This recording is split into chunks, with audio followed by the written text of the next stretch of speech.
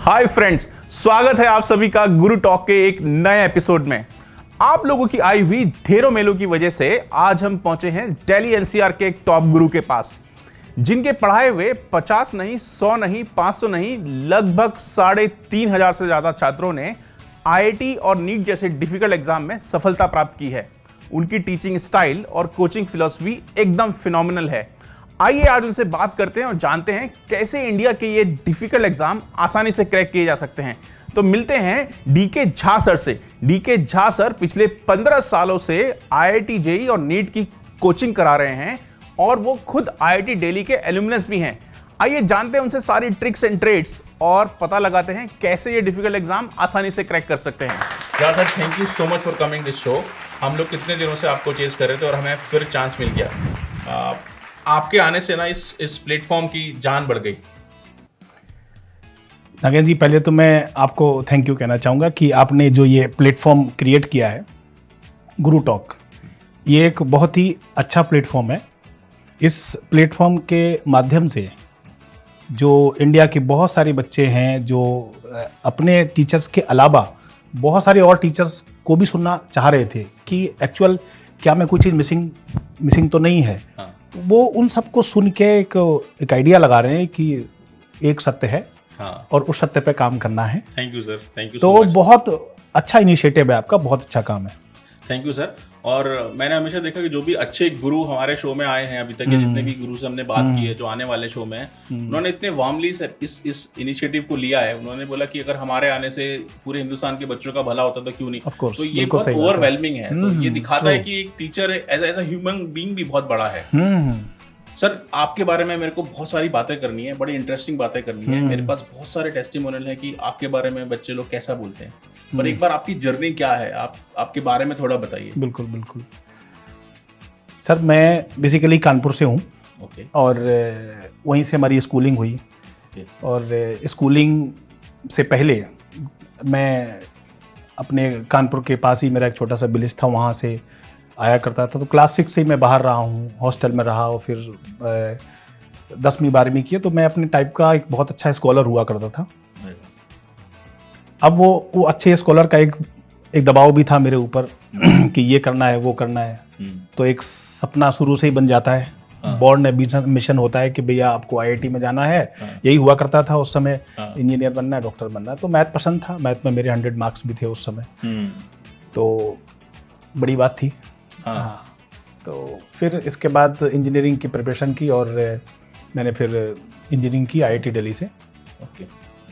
इसके बाद जो यात्रा शुरू होती है वो था, बहुत सारे ऑप्शंस थे मेरे पास। हाँ। कि क्या करें क्योंकि आप तो यूपीएससी भी दे सकते थे, एक कॉर्पोरेट जॉब भी ले सकते थे। और जब आपने किया तो उस समय तो इंडिया से बाहर लोगों को बुलाया जा रहा था, और भी आईआईटी जैसे इंस्टीट्यूट से तो बहुत ज्यादा। तो ये फिर टीचिंग में कैसे आ गए, क्या था वो सब स्टोरी बताइए।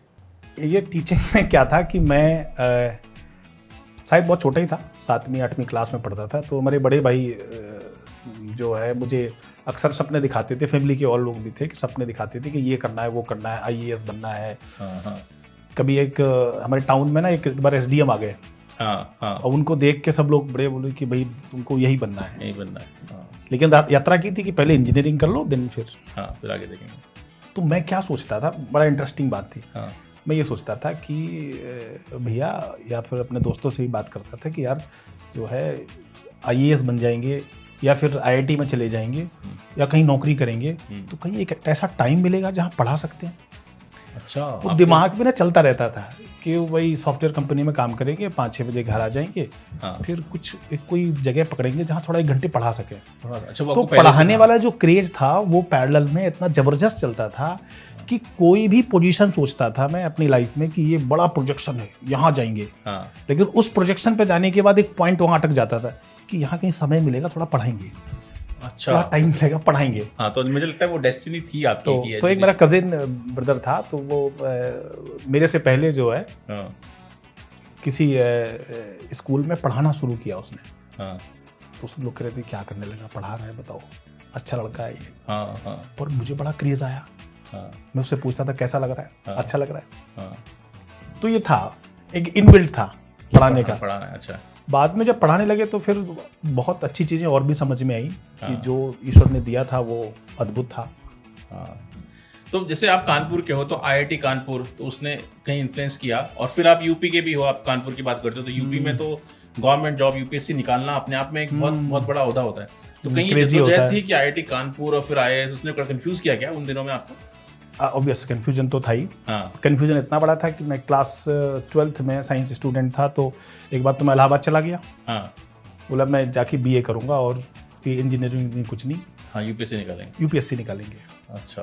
तो ये भी था, बट चूंकि पढ़ने में बहुत अच्छा था तो सबकी इच्छा ये थी कि नहीं पहले एक बढ़िया एक रास्ता बनना चाहिए, हाँ। लाइफ सिक्योर होनी चाहिए, आप पहले आईआईटी जाओ और इंजीनियर बनो फिर देखना।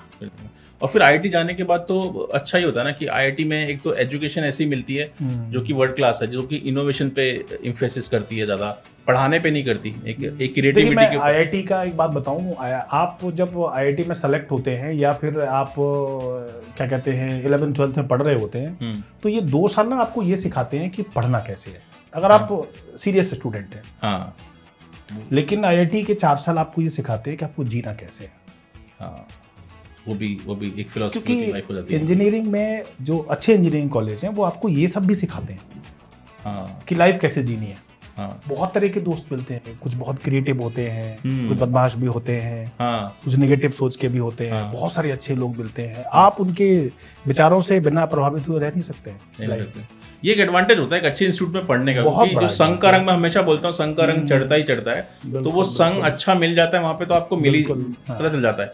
और कई बार लोग कंफ्यूजन भी होते हैं कि मेरा कैलिबर क्या है, क्योंकि कोई बच्चा वहाँ ऐसा सुनने में आया कि वो सिर्फ रात को पढ़ता है, कोई सुबह से शाम तक पढ़ रहे होते हैं, तो सबका अलग अलग कैलिबर, तो अपना कैलिबर पहचानना बड़ा मुश्किल होता है। बिल्कुल, है ना? ये तो बहुत है बढ़िया। आईआईटी का। सर अब मैं उस पॉइंट को टच करता हूँ कि 3,500 से ज़्यादा बच्चे इतने डिफिकल्ट एग्जाम में आपने निकलवा दिए, तो ये जर्नी के बारे में कैसे आपको अच्छा लगता है? देखिए पहले तो ये है कि जैसे मेरा सब्जेक्ट फिजिक्स है, तो बचपन से ही जो है पढ़ाने का शौक था, मैंने आपको बताया। हाँ बाद में फिजिक्स कैसे आ गई कि फिजिक्स ही पढ़ाना है। हाँ वही। तो हमारे एक टीचर्स हुआ करते थे, उनके पढ़ाने का तरीका ज़बरदस्त था, फिजिक्स पढ़ाने का। अच्छा। उनसे मैं बहुत प्रभावित था। उनके इम्प्रेशन में मैं फिजिक्स सब्जेक्ट पकड़ गया और मुझे इंजीनियरिंग करते करते भी मैं वो फिजिक्स का प्रेम नहीं भूल पाया कि नहीं ये तो करना ही है। फिर दोस्तों बैठते थे तो आजकल तो बहुत सारी चीज़ें हैं, बच्चे ये देखते हैं वो देखते हैं, डिस्ट्रैक्शन बहुत है। हमारे टाइम में तो फिजिक्स के कॉन्सेप्ट पे डिस्कशन हो रहा है। अच्छा। कि भैया ये इलेक्ट्रोमैग्नेटिक वेव्स क्या होती हैं, ये प्रिंसिपल ऑफ ड्युअलिटी क्या है। तो आप फिजिक्स जी रहे थे आप? जी रहे थे। अच्छा। तो वो कुछ एक नई बात निकल के आती थी। हाँ। मजाक मजाक में बहुत सारी बातें, फिर उन पे कहानियां बन जाती थी। फिर वो कहानियां, उनकी स्टोरी, वो इतना जबरदस्त कनेक्शन बैठा हुआ था कि जब भी सोचते थे पढ़ाना है तो क्या पढ़ाना है, फिजिक्स पढ़ाना है। अच्छा। तो अब जब मैंने पढ़ाना शुरू किया तो मैं ये फील कर रहा था कि लोग फिजिक्स बहुत बोरिंग तरीके से पढ़ा रहे हैं। हाँ, ये कॉन्सेप्ट है, ये थ्योरी है, ये है, वो है। तो जब मैंने पढ़ाना शुरू किया तो मेरी अपनी तरीका था, स्टाइल था। हाँ। बच्चे कनेक्ट हो गए सब्जेक्ट से। वो जो कनेक्शन बना बच्चों का, वो कनेक्शन कमाल का था। और शायद यही एक वजह थी कि इतने सारे बच्चे फिजिक्स अच्छा करने के बाद अच्छी जगह जा रहे हैं। हाँ एक्चुअली इतने सारे बच्चे तो किसी एक इंस्टीट्यूट के नहीं निकलते, जो आपने अपने दम पे इतने सारे बच्चों को निकाल दिया। जैसे आपने अभी वो बोला ना कि वो बोरिंग है, तो आईआईटी जेईई की तैयारी करना और नीट की तैयारी करना हिंदुस्तान में तो ये इतना कॉम्पिटिटिव है कि इतने सारे लोग फॉर्म भरते हैं और फिर वो पार्टिसिपेट करते हैं। तो इस एनर्जी को आप कैसे मेंटेन रखते हो पूरे साल, क्योंकि इन्फॉर्मेशन इजीली अवेलेबल है, बच्चे लोग पूरे इंटरनेट पे देख लेते हैं कि वो इतनी जल्दी अमीर बन गया, वो हीरो बन गया, तो उसमें और रिजल्ट इंस्टेंट आता नहीं है और आपको ये क्लैरिटी भी नहीं होती कि मैं तैयारी कर रहा हूँ और मैं निकाल भी लूंगा। तो वो मोटिवेशन कैसे लेके आते हो पूरी क्लास में? देखिए पहले तो मैं आपको बताऊं, मोटिवेशन है आज के डेट में ये बच्चे लोग जो है ना, जो आज की जनरेशन है, यंग जनरेशन है, वो सब बहुत स्मार्ट है। पहले ऐसे ही नहीं है। पहले क्या था कि हमने एक बच्चे को मोटिवेट कर दिया कि भाई तुझे इंजीनियरिंग का एंट्रेंस एग्जाम निकालना है, तुझे आईआईटी निकालना है, तुझे नीट निकालना है, तुझे ये एग्जाम निकालना है। बच्चा मोटिवेट है, सुन लिया है और लगा हुआ है। डिस्ट्रैक्शन नहीं है। 4 लोग भी उसी तरह की बात कर रहे हैं। लेकिन आज का जो बच्चा है ना, उसे आप समझा दो, मोटिवेट कर दो, वो पाथ पकड़ गया। वो अगले 2 घंटे में ही पता चलता है कि उसको किसी ने समझा दिया कि कुछ नहीं होगा इंजीनियरिंग में, देख वो ऐसा कर रहा है, वैसा कर रहा है। ये डिस्ट्रैक्शन बहुत इजीली है। सही बोल रहे हैं। तो कहाँ पकड़ता है बच्चे को, कैसे पकड़ना होता है, उस पर बात करते हैं। हाँ सर, वो भी बड़ा इंटरेस्टिंग है, बताइए ना। एक्चुअली ये ना पूरा विषय एक साधना का है। हाँ। 2 साल 4 साल जो पढ़ाई है, ये केवल पढ़ाई नहीं है। है क्या कि हम सब बच्चों को सिर्फ ये बोलते हैं पढ़ो पढ़ो पढ़ो पढ़ो।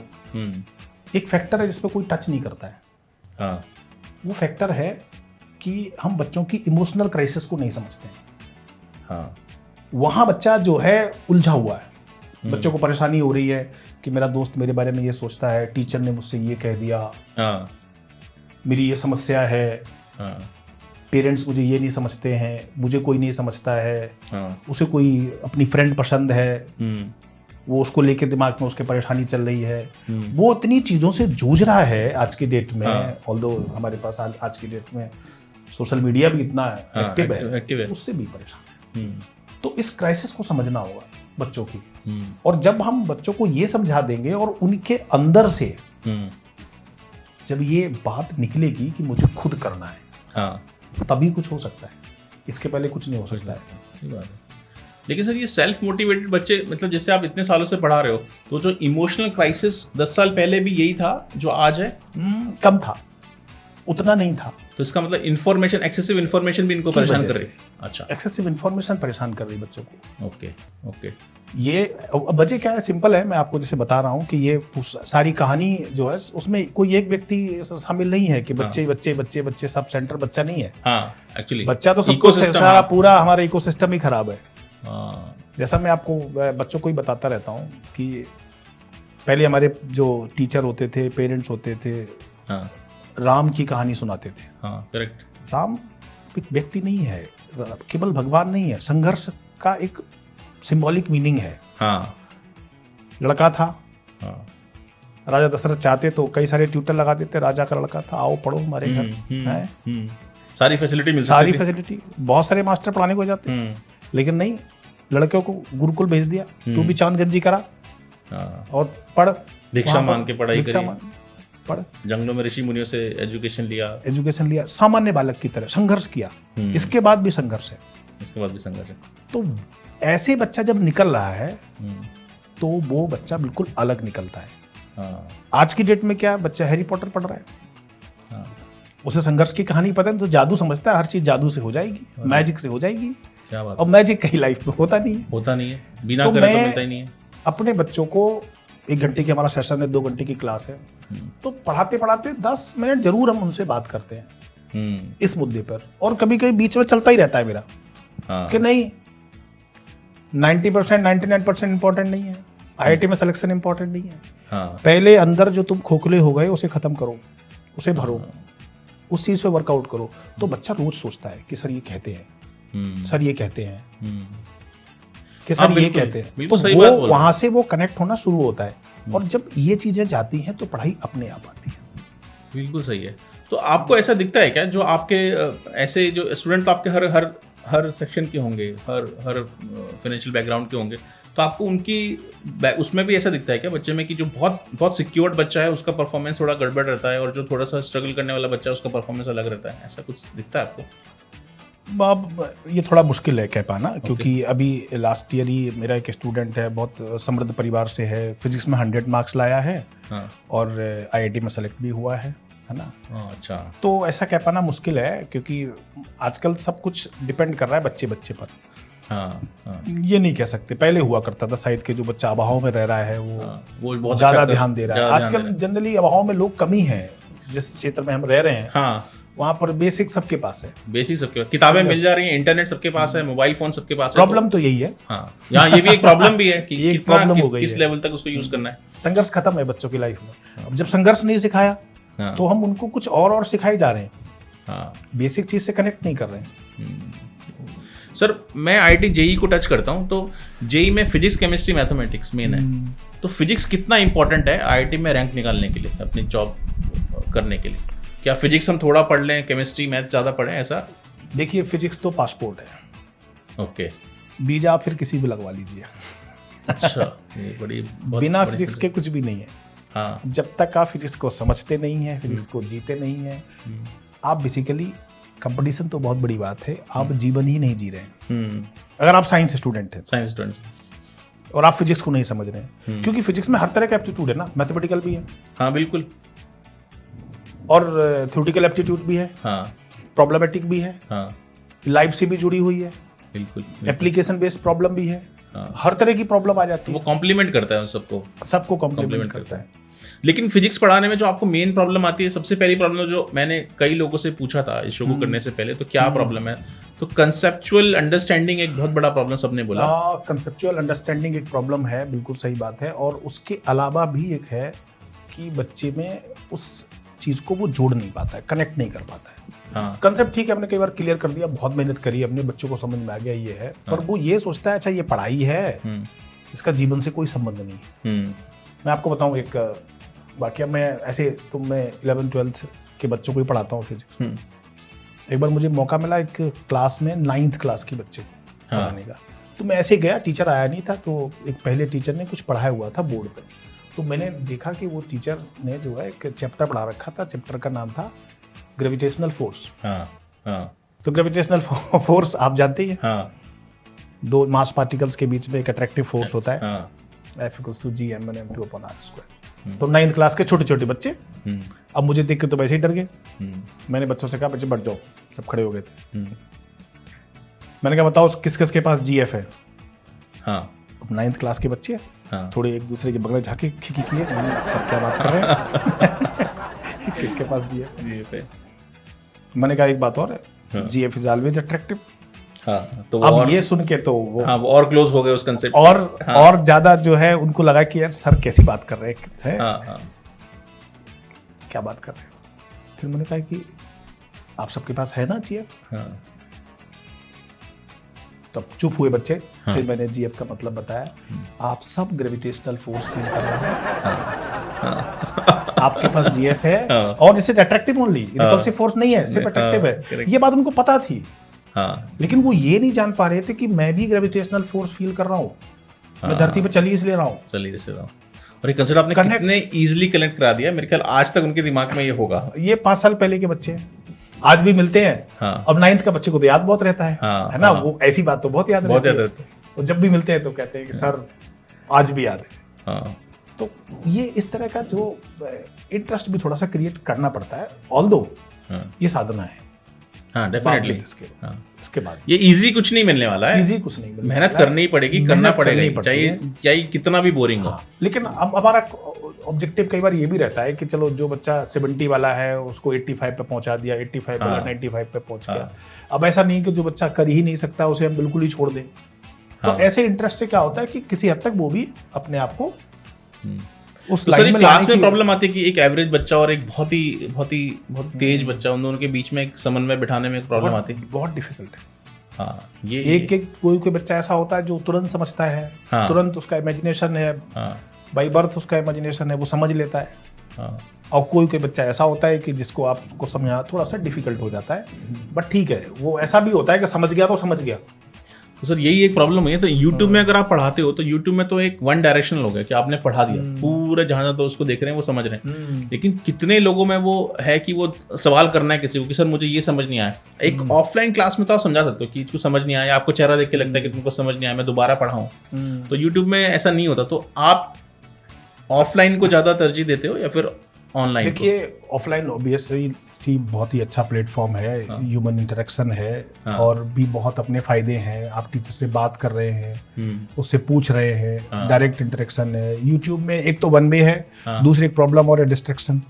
मतलब आप पढ़ते कहाँ चले गए, कोई देख नहीं रहा उसमें। और कोई चीज को आप समझते हैं सामने बैठकर किसी से, और उसे YouTube पे देखते हैं, दोनों की याद करने के समय में भी डिफरेंस है। YouTube वाली चीज आपको पढ़ेंगे तुरंत भूल भी सकते हैं, याद भी नहीं रहती कि पढ़ा क्या था अभी, क्या देखा था, एक्शन की वजह से याद रहता है कि अच्छा ये कंसेप्ट पढ़ाते हुए पेन गिरा था, ऐसे ये भी वजह है। तो ठीक है, YouTube रिवीजन कर लिया, आपको आता है, आपने सुन लिया, इसके लिए ठीक है। लेकिन आप पूरा उसी पर डिपेंडेंट है तो ये फिर उतना इफेक्टिव नहीं होता है। या फिर उसको यूज करने का तरीका भी आना चाहिए कि किस तरह यूज करने का सिंसियरिटी है आपके अंदर की नहीं है। क्योंकि YouTube में इतना कंटेंट फ्री पड़ा है आज की तारीख में, इंटरनेट हिंदुस्तान में सबसे सस्ता है, उसके ऊपर वो कंटेंट जो आप जैसे गुरु ने डाल के रखा हुआ है वो वैसे ही फ्री है। तो अगर कोई पढ़ने वाला है तो उसके लिए तो सब कुछ ही ज्ञान फ्री हो रखा है आजकल। बिल्कुल बिल्कुल, और क्या।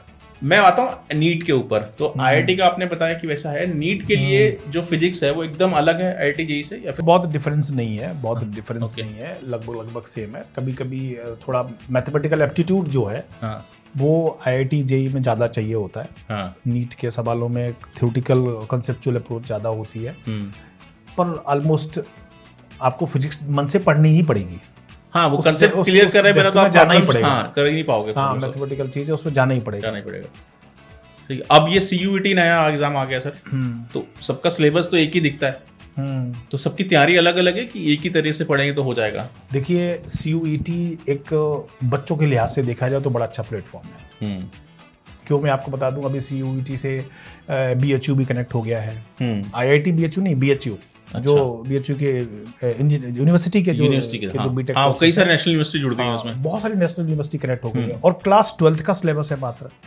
अच्छा, उसमें 11th नहीं है। जेई निकालना है आपको, 11 12 दोनों पढ़ना पड़ेगा। 11th अपने आप में वैसे ही भारी है। हाँ, क्योंकि बच्चा 11th में जब तक आता है, पैटर्न को समझता है, तब तक तो खेल हो चुका होता है उसके साथ। और हर बार हर टॉपिक पे नया सवाल क्रिएट होता है। हाँ, नहीं, 11th में तो बहुत बड़ी समस्या है ना। मैं आपको बताऊं, अगर पूरे उस बच्चों के अगर क्लास 1 से लेके 12 तक की बात करो तो एक ही क्लास है जिसमें जबरदस्त क्राइसिस है, वो है 11th। 11th बच्चा 10th से आता है, वो सोचता है कि पढ़ लेंगे, सर ने ये कराया है, कर लेंगे। वो 10वीं वाली आदत रहती है कि भाई एक दिन में सब कुछ हो जाता है, लेवल एकदम चेंज हो चुका होता है। बिल्कुल चेंज हो चुका होता है। तो 11th में तो अच्छा, दूसरा 11th में आके थोड़ा बड़ा भी फील करते हैं ना। हाँ, कि भाई बड़े हो गए हैं, सयाने हो गए ना, दोस्ती यारी बढ़ जाती है। हाँ, उनके साथ बहुत चीज़ें होने लगती हैं, बदमाशियाँ बढ़ जाती हैं। कोई बच्चा ऐसा है जो बहुत मतलब मोटिवेटेड भी है, वो भी उनको देख देख के ना हैरान रहता है कि मैं क्यों नहीं कर पा रहा हूँ ये सब। तो 11th की वजह से भी बहुत सारा डाउन है। तो सीयूईटी जो है ना, इस लिहाज से थोड़ा सा ठीक है भाई। आपको 12th में सीरियसनेस पता चल गई कि पढ़ना है, अब अभी ना पढ़े होगा नहीं, 12th पढ़ लो। हाँ, वरना उसके बाद दरवाजे बंद हो जाएंगे। बिल्कुल ही कंपटीशन निकालना ही पड़ेगा। हाँ, अब तो आपको सीरियस रहना ही पड़ेगा, कोई ऑप्शन नहीं है। हाँ, तो एक धक्का खाया, सरकार ने आपको दूसरा चांस दे दिया कि भाई इसको क्लियर करो। करेक्ट। आपके अगर 12th में किसी वजह से नंबर कम आए तो आप सीयूईटी निकालो और जो यूनिवर्सिटी आपको पसंद आ रही है वहां जाके एडमिशन ले लो। अच्छा, गुड मूव। और फिर वो जेईई और फिर अगर नीट भी दे ही रहा है बच्चा तो उसकी तैयारी तो है ही उस स्टैंडर्ड की। बिल्कुल। तो पेपर का स्टैंडर्ड सर कैसा है? सीयूईटी और जेईई का थोड़ा फर्क है, लगभग बराबर ही है? सीयूईटी जो एग्जाम होता है, एनटीए जो कंडक्ट कराती है, उसमें मोस्टली आप मान के चलो कि एनसीईआरटी। अच्छा, एनसीईआरटी आता है। एनसीईआरटी से थोड़ा सा अब आप नॉच ले सकते हो आप। हाँ, पर ऑलमोस्ट एनसीईआरटी है। ऑल्दो आजकल तो आप जेईई, और मैं ये बात कहना जरूर उचित समझूंगा यहाँ पर, क्योंकि नीट और जेईई भी एनसीईआरटी पे बहुत फोकस कर रहे हैं आजकल। और यही वजह है, लास्ट ईयर का रिजल्ट उठा के देखिए आप जेईई का, जो अर्बन एरिया के बच्चे हैं ज़्यादा सेलेक्ट हुए हैं रूरल एरिया से। वो अच्छा, ये डेटा बड़ा इंटरेस्टिंग है। इसके बारे में थोड़ा और इलेबोरेट कीजिए। हाँ, इसकी वजह क्या है कि जो बच्चे एनसीईआरटी नहीं पढ़ रहे थे, वो बच्चे क्या हो रहे हैं कि वो पीछे जा रहे हैं। ओके। उनको समझ में नहीं आ रहा था कि वो कोचिंग का मटेरियल खरीद लाए, ये खरीद लाए, वो खरीद लाए, बहुत सारा उनने चीज़ें इकट्ठी कर ली। हाँ, अब एक बच्चा है जिसको पता है यार मुझे एनसीईआरटी करनी है बच्चे से, उसका सिलेक्शन जल्दी हुआ है। करेक्ट है ना। ये आपने बहुत अच्छा पॉइंट जोड़ा। हमने अभी हमारे एक टीचर आए थे गुरु टॉक में, उन्होंने बताया था कि सबसे पहले सेलेक्ट करो किताबें कौन सी लेनी है, क्योंकि मार्केट में हर किताब अच्छी है। जो मेरे पास किताब है, किसी और के पास इरोडोव है, तो मुझे लगता है कि उसका सिलेक्शन हो सकता है, क्योंकि मेरे पास इरोडोव नहीं है। तो इस पे आप क्या बोले, कौन सी किताब लेनी चाहिए? ये एक बड़ा अच्छा मुद्दा उठाया आपने। मैं आपको बताऊं तो मैं बच्चों से अक्सर बोलता हूँ, क्लास 11th में ही सारा शुरू होता है कहानी। आपके 9 10 ठीक है, आप लाइट मूड में रहो, पढ़ो, बढ़िया कंसेप्ट सीखो, टेंशन मत लो। कहानी शुरू होती है आपकी 11th से। 11th में एक मंत्र है, हालांकि बच्चे समझते नहीं, लेकिन अब बच्चे बहुत सारे सुन रहे हैं आपके शो के माध्यम से। एक बड़ा अच्छा प्लेटफॉर्म है, मैंने आपको बताया कि अच्छा काम किया आपने। बच्चे इस बात को भी सुनेंगे कि 11th में एक गुरु, एक बुक, एक उद्देश्य, 1 टीचर 1 बुक 1 टारगेट। ये 11th में 11 है ना, 1 सो आप 11th में टीचर सेलेक्ट कर लो, खूब देख सुन के कि भाई ये अच्छा है, बुरा है, ये बढ़िया पढ़ाता है, खूब सेलेक्ट कर लो, बढ़िया से सोच समझ के जाओ पढ़ने। लेकिन फिर उसी से पढ़ो साल भर। चेंज मत करो। हाँ, एक किताब खरीद लो, आपको सोच समझ के भाई ये बुक है, फिर उसी को दूसरी बुक होनी नहीं चाहिए घर में। हाँ। 1 बुक 1 टीचर और 1 टारगेट। अब टारगेट एक क्या होना चाहिए? आपने मैथ ले रखी है, आप कुछ मत सोचो कि मेरा आईआईटी में होगा या नहीं होगा, क्या होगा नहीं होगा, बस मेरा होगा, मैं जेई के लिए पढ़ रहा हूं बस। हाँ, पॉजिटिव माइंड फ्रेम से जाइए। एक टारगेट बस। एक टारगेट देखेंगे 12th में। हाँ, 12th में देखेंगे क्या करना है। अच्छा, अभी तो सिंगल टारगेट है। इस लॉन्ग टर्म स्ट्रेटेजी को छोटी छोटी स्ट्रेटेजी में बांटिए और हर साल को जिए। 11th की स्ट्रेटेजी ये थी, 12th की स्ट्रेटेजी अब 12th में जाके देखेंगे हमसे क्या हुआ, कितना हुआ, कैसे हुआ, बाद में देखेंगे। 11th में आपकी टेबल पे 1 बुक होनी चाहिए। हाँ, 1 टीचर से समझो, उससे सारा कंसेप्ट निकाल लो, हाँ, और 1 टारगेट लेके चलो, सिंगल टारगेट। फिर 50 चीजें नहीं कि हम तो एनडीए भी निकाल देंगे, यूट्यूबर भी बन जाएंगे, जेई भी निकाल देंगे, अरे चलो साथ में बायो भी पैरेलल ले लेते हैं 6 सब्जेक्ट, नीट भी दे देंगे। नहीं, ज्यादा कुछ नहीं, वो सब बेकार होने वाला है। ओके, ये आपने बहुत अच्छी बात बोली। 11th की स्ट्रेटेजी समझ में आ गई। 12th के लिए आप क्या सजेस्ट करते हो? आईटी, जेई, नीट और सीयूईटी के लिए? देखिए 11th में आपको बहुत कुछ समझ में आ जाता है।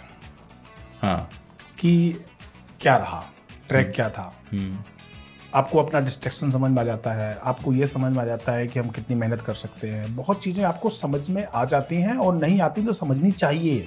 मैं सब बच्चों से कह रहा हूँ, समझो 11th में अपने आप को। ओके, ये समझने का टाइम है, मेहनत का टाइम तो है ही, समझने का भी टाइम है। अगर आप घर में फ़ोन देख रहे हैं, आप घर में मोबाइल चला रहे हैं, लैपटॉप चला रहे हैं, सब कुछ चला रहे हैं, मम्मी आपकी मना करके जाती, बेटा मत चला, मम्मी चली गई, आप फिर शुरू हो गए। हाँ, अगर आपकी आदत ये है और आप इसे नहीं छोड़ पाए हैं, तो फिर आप तो डगर मुश्किल है, बहुत मुश्किल है। फिर ज्यादा मत सोचिए, अभी स्ट्रेटेजी की तो बात ही नहीं कर रहे हैं। हाँ, ये बेसिक हैबिट्स की बात है। अभी तो ये है कि आप अपने आप को क्या एनालिसिस किए 11 से, आप नहीं छोड़ पाए हैं। भैया मना कर रहा है, पापा मना कर रहे हैं, वहां मत जा, ऐसे दोस्ती मत लिए, नहीं आप छोड़ नहीं पा रहे हैं। मत सोचिए फिर आप इसलिए बड़े नहीं हैं। हाँ, तो बड़े सपने देखना ही नहीं चाहिए। नहीं, फिर बड़े सपने देखना है देखो, तो अपना रास्ता बदलो, कुछ और करो।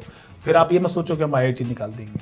हाँ, अगर आपने इस पे वर्कआउट कर लिया तब फिर ओके, फिर हो जाएगा काम। आपका काम हो सकता है। आपको 2-3 बातें ध्यान रखनी है। 1 दिन 2 दिन नहीं, पूरे 365 दिन आपको 7 से 8 घंटे घर पे पढ़ना है। पूरे 365 दिन, 1 दिन भी गैप नहीं होना चाहिए। क्योंकि 1 दिन तो हमें जोश आता है कि पढ़ लिया, 2 दिन पढ़ लिया। स्टार्ट करना आसान है, कंटिन्यू करना मुश्किल। लिमिटेड बुक्स हैं, लिमिटेड टीचर्स के साथ रहो, प्रॉब्लम समझो, उसे सॉल्व करो और समय दो घर पर। और टीचर ऐसा हो जिससे आपको बात समझ में आती हो, कि ये समझ में आ रहा है, सर पढ़ा रहे हैं, बस ये इंपॉर्टेंट है। ओके, तो आपको कोई नहीं रोक सकता है।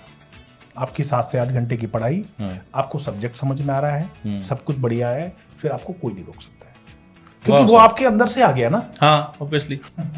तो एक किताब, एक टारगेट और एक गुरु रखना है 11th में, और उसके बाद अपने आप को इंट्रोस्पेक्ट करना है कि मेरी हैबिट्स कैसे बन रहे हैं, मैं डिसिप्लिन हूँ कि नहीं हूँ, मैं कंसिस्टेंट हूँ कि नहीं हूँ पढ़ाई में। तो सर ये तो था मंत्रा कुछ भी तैयारी करने का। ये तो शायद नीट करो, जेई करो या सीयूटी करो या लाइफ में कुछ भी करो। अब हमारे एपिसोड का बड़ा इंटरेस्टिंग पार्ट है कि हम हर गुरु से पूछते हैं कि सर वो क्या ट्रिक है, वो क्या ट्रेड है जिसको उसको छोड़ ही नहीं सकते, ये तो करना ही पड़ेगा, इसके बिना आप निकल ही नहीं सकते। सर वो बता के चाहिए। देखिए मैं आपको बताऊं कि मैं चूँकि थोड़ा बहुत अपने विद्यार्थी जीवन में हिंदी पढ़ा करता था, और मुझे बहुत इंटरेस्ट है सब चीज़ों में। हाँ, बच्चों को मोटिवेट करता था। रामधारी सिंह दिनकर ने एक लाइन कही है, हाँ, कि वसुधा का नेता कौन हुआ, भूखंड विजेता कौन हुआ, अतुलित यश का कीर्त किसे हुआ, जो जिसने न कभी आराम किया, विघ्नों में रहकर काम किया। हाँ, हाँ, हाँ, जिसने स्ट्रगल देखा, जिसने मुश्किलों से रुका नहीं। हाँ, ये एक अंतिम सत्य है कि आप राजा बनना चाहते हैं, आप कीर्ति हासिल करना चाह रहे हैं, आप सब कुछ करना चाह रहे हैं, लेकिन आप मेहनत नहीं करना चाह रहे। हाँ, मेहनत छोड़ के सब कुछ हो रहा है। सब कुछ करना चाह रहे हैं, बनना बहुत कुछ चाह रहे हैं, हाँ, मेहनत नहीं करना चाह रहे। तो आपको वहां पर ध्यान देना होगा कि अंतिम सत्य यही है कि आपको थोड़ी सी मेहनत करनी पड़ेगी। बिल्कुल सही बोला सर। मुझे भी तुरंत आपके इस आंसर से एक जगह याद आया। मैं कहीं पढ़ रहा था तो वो एजुकेशन सेगमेंट था, वहाँ पे बच्चे लोग सवाल पूछे, तो एक बच्चे का सवाल उसमें ऐसा था कि सर मेरा पढ़ाई में मन नहीं लगता और मैं यूपीएससी निकालना चाहता हूँ।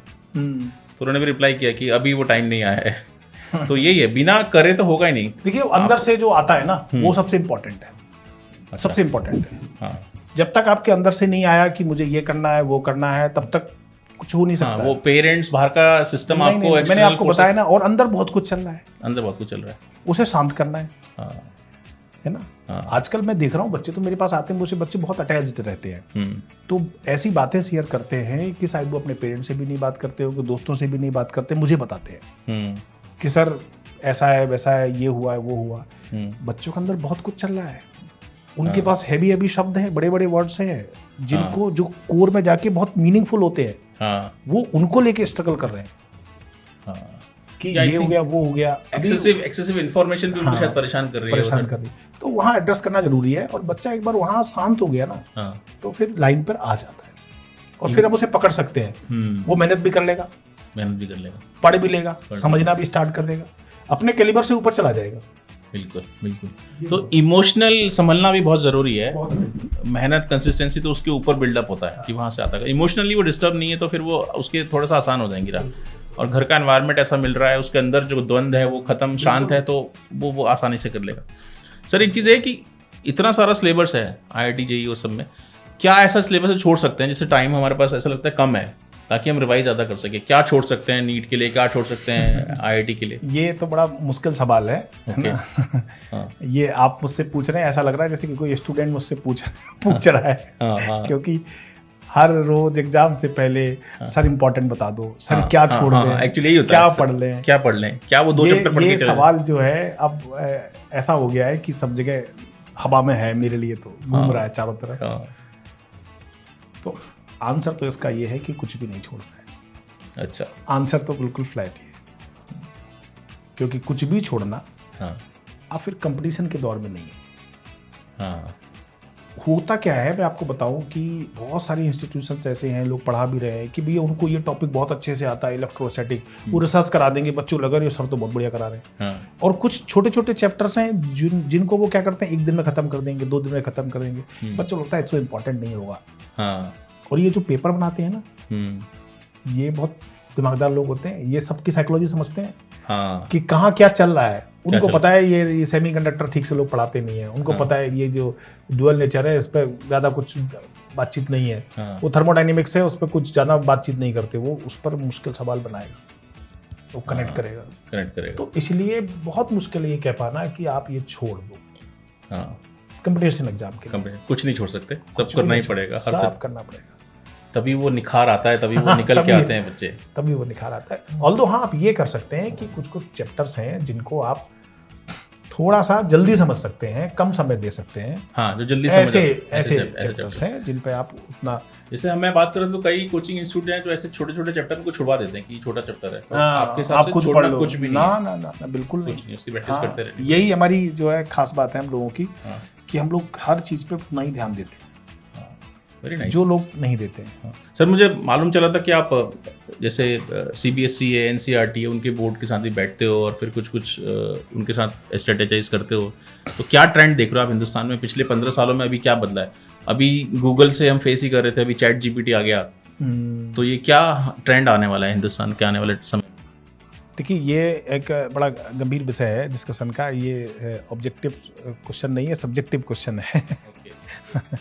इस पर तो जितना भी बोला जाए उतना कम है, लेकिन हाँ ये ज़रूर है कि टाइम बदल रहा है और चीज़ें बदल रही हैं, और चीज़ें बदल रही हैं जैसे बच्चे, जनरेशन बदल रही है, सोशल मीडिया बदल रही है, सब कुछ बदल रहा है, वैसे ही सब कुछ बदल रहा है। लेकिन हाँ ये ध्यान रखने की चीज़ें सब फास्ट हो रही हैं। पहले क्या कि एक पेन पेपर टेस्ट होता था, पेपर सबमिट कर दिया, 1 महीने बाद रिजल्ट आ रहा है। आजकल MCQ एग्जाम है तो आपको शाम तक रिजल्ट आ सकता है। बिल्कुल बिल्कुल। तो बच्चे को अभी उसके साथ थोड़ा सा अपनी कंपैटिबिलिटी बिठानी है। ओके, बहुत अच्छा कि भैया ऑनलाइन टेस्ट भी आप दो, आप कुछ एक टेस्ट सीरीज भी परचेज करके रखो ऑनलाइन में जो आपको हेल्प करे कि आपने टॉपिक पढ़ा और सब कर दिया, क्योंकि उस तरह की आदत आपकी होनी चाहिए। मैं उसी पे आ रहा था सर, क्योंकि आपके बारे में इतना पढ़ा और सब बच्चे आप तक नहीं पहुंच सकते ना, क्योंकि हिंदुस्तान इतना बड़ा है। तो लेकिन इस चैनल को देखने वाले लाखों बच्चे जो अलग अलग स्टेट में, अलग अलग शहरों में, अगर उनको आपसे कोई टेस्ट सीरीज लेनी है, क्योंकि मैंने जब बच्चों से बात की थी आपके, तो उन्होंने बोला सर की टेस्ट सीरीज इतनी कमाल की होती है, ऐसा मुझे लगता है जैसे पता हो कि सब कुछ क्या हो सकता है, क्योंकि आप खुद IIT में रहे, इतने सालों से पढ़ा रहे हो, आपको मालूम है कि इस तरह के क्वेश्चन आ सकते हैं। तो आपकी कोई टेस्ट सीरीज अगर हम आकलन ऐप के ऊपर डालें, क्योंकि आकलन ऐप पे वो सारे बच्चे हैं जो सेल्फ स्टडी कर रहे हैं, जो होम ट्यूशंस कर रहे हैं, जो इंस्टीट्यूशनल कोचिंग कर रहे हैं, या जो वेब और मोबाइल एप्लीकेशन से पढ़ रहे हैं, तो सारी कम्युनिटी के बच्चे आकलन ऐप पे आते हैं और टेस्ट सीरीज खरीद लेते हैं, और वहाँ पे वो लाइव कॉन्टेस्ट में पार्टिसिपेट कर सकते हैं। तो क्या हम आपकी टेस्ट सीरीज आकलन ऐप में डाल सकते हैं? ऑफ कोर्स, मुझे तो अच्छा लगेगा। हाँ, क्योंकि आपका जो ये आकलन ऐप है ये बहुत ज़बरदस्त है। हाँ, पहले भी बच्चों ने कई सारे टेस्ट सीरीज इस पर डाले हैं और बच्चों ने लिए हैं, हाँ, एग्जाम दिया है, हाँ, बड़ा पसंद किया बच्चों ने उसको। हाँ, तो मैं बनाता हूँ हर साल एक बढ़िया टेस्ट सीरीज बनाता हूँ हाँ, और आपको दे दूंगा। ठीक है सर, हम उसको आकलन ऐप पे अपलोड करते हैं। आप तो डालिए अगर आप IIT JEE की तैयारी कर रहे हो और आप उसको नीट की बात कर रहे हो या फिर आप CUT की बात कर रहे हो, जी। तो सर वही है कि हम बहुत अफोर्डेबल रेट, ताकि आपको एक अच्छे टीचर का बड़ा अफोर्डेबल, ताकि आपको ऐसा ना लगे कि मैंने इतना खर्चा किया हुआ नहीं।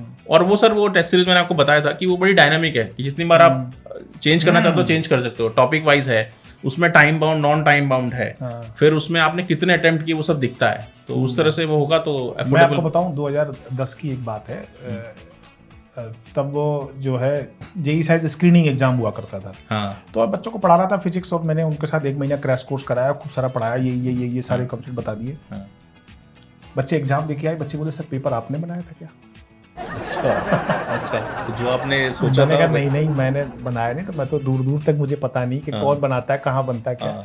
कि नहीं, जो कॉन्सेप्ट आप बता रहे थे सर बिल्कुल वैसे आए थे सारे सवाल। तो ये मैंने कहा बेटा ये सब ईश्वर प्रदत्त है, कि मुझे पता होता है कि ये कंसेप्ट यहाँ घूम रहा है, ये पूछा जा सकता है। तो बहुत सारी चीज़ों के बाद जैसे आपने मुझे बताया था कि आप पिछले 10 सालों के हर बार पेपर एनालाइज करते हो कि थर्मोडायनामिक्स से इतने सवाल पूछे गए, इससे सवाल पूछे गए, किस तरह का ट्रेंड चल रहा है, उस तरह से टेस्ट सीरीज बनाते हैं, उस तरह से सीरीज बनाते हो कि क्या आ सकता है, कैसे प्रोबेबिलिटी। और वो अगर बच्चे आकलन ऐप से लेते हैं तो ऑब्वियसली उनको फायदा होगा, और बहुत कम प्राइस में आप रखते हैं उसको। वही हमने बोला था कि बहुत अफोर्डेबल सा हो, क्योंकि एजुकेशन वैसी फ्री होनी चाहिए, तो हम लोग उसको देखते हैं कैसे लेके जाएंगे। सर मुझे आपसे ये पूछना था कि अगर आपसे कोई जुड़ना चाहता है डेली NCR का, तो कैसे जुड़ेगा? कोचिंग सेंटर है आपके या? हाँ, देखिए मैं ग्रेटर नोएडा में रहता हूँ, कोचिंग सेंटर है, तो वहाँ पर भी बच्चे अगर आ जाएंगे। अदरवाइज यूट्यूब चैनल है, वहाँ पर भी आप मेरा नाम डालेंगे DK झा सर फिजिक्स, तो वहाँ भी मिल सकता है। ओके, आप ऐसे भी सर्च करेंगे DK झा सर फिजिक्स पे, तो मेरा नाम, लोकेशन सब आ जाता है, कॉन्टेक्ट नंबर। तो आप सर का मैं सारा जो डिटेल है, सर का जो कोचिंग सेंटर का डिटेल है, या जो सर का यूट्यूब चैनल है, वो मैं डिस्क्रिप्शन में डाल दूंगा, तो आप सर से मिल सकते हैं, बात कर सकते हैं।